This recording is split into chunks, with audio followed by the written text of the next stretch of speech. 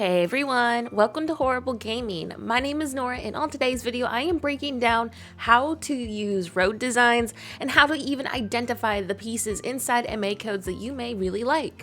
If you're new to citycore, you may be thinking, how the heck can I figure out what road piece is what when you go inside MA codes like roads by Colin.crossing, etc. These designs can be overwhelming at first, but trust me, once you get the hang of it, it'll be really easy to identify these pieces after you watch this video. Before we get started, I'd appreciate if you'd hit that like, subscribe, and notify button if you want to see more content like this in the future. So the first thing I always suggest when you're downloading any sort of road code is to organize every single piece in your design slots. If you don't know how to do that, all you need to do is press the Y button and you can swap your design slots around, which is super handy, especially if you're new to citycore, to have everything lined out perfectly so you can identify every single piece every time you're placing one. So the first road code I'm going to go ahead and showcase is by Colin.crossing. Of course, we're going to do the hard ones first. That way you can identify them easily when you are trying to get them for your own island. We're not going to go ahead and talk about his winter tiles because those aren't the main focus for today's video. But what we are going to talk about are all of these road pieces here. So obviously when you go into MA codes like this, it looks quite overwhelming, especially if you're new to citycore, but don't worry, I'm here to help you out. So you see these road pieces right here. All the winter ones are actually optional. These ones, I don't ever use them because I want my design slot space to go as far as possible. They're great though for rural cities and if you want like a little bit of a nice transition into those natural areas, but I don't really ever do those, so I never use them. Next, let's talk about these pieces right here. So these are obviously our road centers, and I don't ever use these. However, if you are somebody wanting your road lines to blend well with the new car items we just got, I would recommend using these. However, I managed to make them work with just the regular road centers in these dimensions right here. And he also has these also in a really nice white color. So there's a lot of great options inside his MA. So one of my biggest tips, and I tell my followers this all the time, is pretend that the road pieces are a puzzle. This is going to help you piece everything together. You're going to find and identify pieces quicker, etc. So I like to start, if I was going to be working on a puzzle, with the edges. So as you can see, we already have an edge piece. The great thing about Colin is his shading kind of helps identify where these pieces are, whereas in some roads, you won't be able to notice these pieces, which you don't need to worry about. After we go through Colin's road, we are going to look at that road piece that is a little bit more confusing to identify. Next, I grab my centerpiece if I can find it right away, and I go ahead and I place that down in the center of my corner pieces.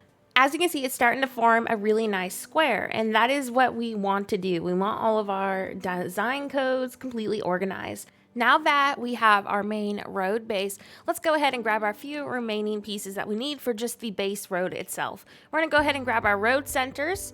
Next, we're going to go ahead and go grab all of these crosswalks. Now, when you're looking at these crosswalks, you could either grab all these pieces, or if you want to try to make your design space go further, I'll show you which ones you can just grab.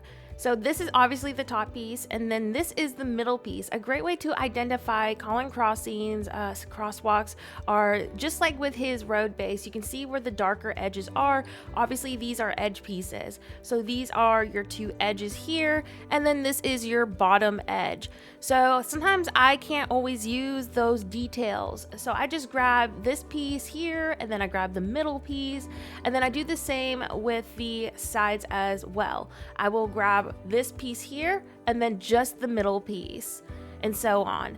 I will always skip the ones with the darker bottoms where they're edge pieces if I have to, because you won't really notice that detail. So it's just a little minor detail that he added to his road. And if you wanted to make your design spots go further, you're done getting all of Colin.crossing's road pieces after you grab his sidewalk piece right here. But if you want to have really big detailed roads and you want to have all the fancy angles, then let's move on to those pieces next. So for his angled pieces, you're going to need both of these. These are going to fill in basically the gaps when you're using these corner pieces here. So definitely go grab and download these. And once again, when I grab these codes, I like to organize all of them. I won't be organizing every single piece in this video because obviously downloading a bunch of codes is not helpful, but we'll do my best to kind of give you a general idea on how you can organize them, especially when it comes to the angled pieces. The crosswalks and obviously center pieces are straightforward, so I'm not going to show you how to piece those together on your designs. Now we're going to go ahead and start focusing on these pieces here. One of my tips is when you're looking at these, you can kind of notice that these angles kind of develop a triangular or diamond shape. Again, just like a puzzle, we're going to go piece these together until we have all of them into our design slots. And again, trying to make sure these are organized are going to help you in the long run, especially if you're new to citycore. Seeing all the pieces connected like this will help you identify them quicker when you're building on your own island. I can't express this enough that organizing your design slots are going to help you in the long run. So make sure you do it. It is a little bit tedious at first, but then you're going to be so thankful for it later. I mean, I use roads all the time and I still organize them. It's just easier on the eyes and it's easier to identify every single piece you're gonna need. And just want to give you a heads up, when you're downloading his winter pieces, identifying all these pieces are going to be very similar to just his base road. You're basically going to be overriding like these pieces here with the snowy details, the inner corners, and the exterior pieces too. It's pretty straightforward once you get the base parts down. Next, we're going to talk about these pieces here, and these pieces are actually optional.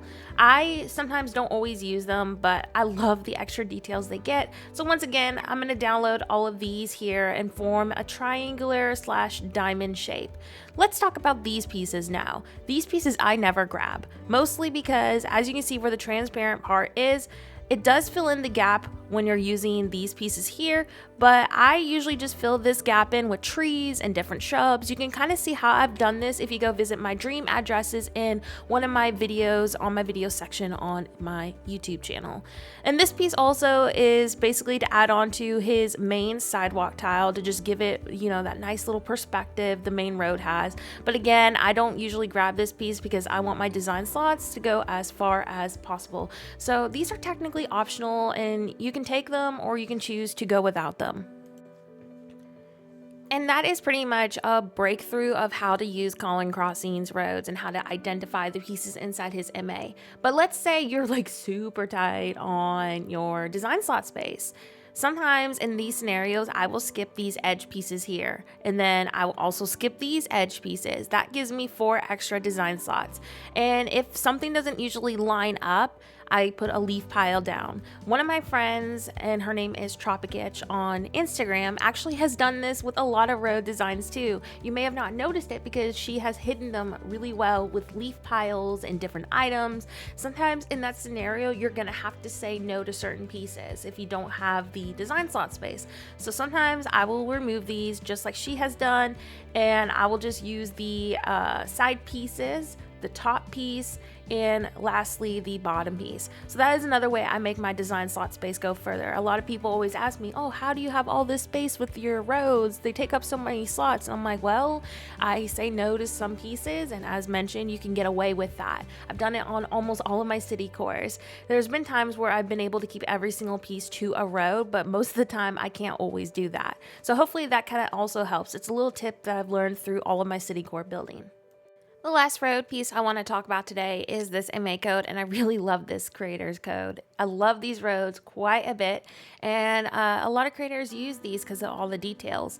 So once again, all of these pieces are going to be optional. Now that you know how to identify the main exterior pieces, this part should be easy. As you can see, this road creator has also these tiles right here. This MA actually has 2 different roads inside it.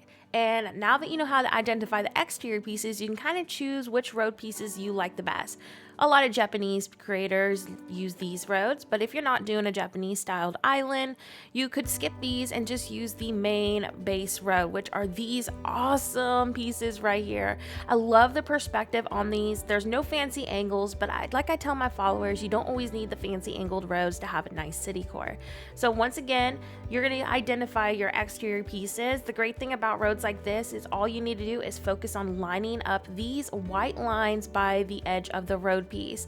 And then you have your inner pieces too, which you can also skip.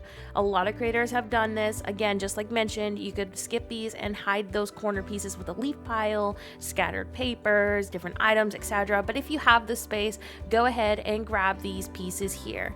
Then you got your sidewalk piece, so obviously you can grab that, or you can skip these sidewalk pieces here and mix and match from different creators. Sometimes I don't always use the sidewalks that are provided inside an MA code. I'll use someone else's sidewalk. Chopicitch's sidewalk would look good with this, Colin.crossing's sidewalk would look good with this, the list goes on. So again, that's how you're going to identify these. You're also going to scroll more into this and you're going to be like, oh my gosh, so many pieces. But now that you know how to identify the exterior pieces, it's not going to be as overwhelming. Go ahead and grab your crosswalks, which you can see are the ones with the 2 lines in the center. So those are going to be easy to identify. And once again, every other code that you are seeing here, these are completely optional. If you want to focus on your road details, then go ahead and grab them, but you obviously will not need those.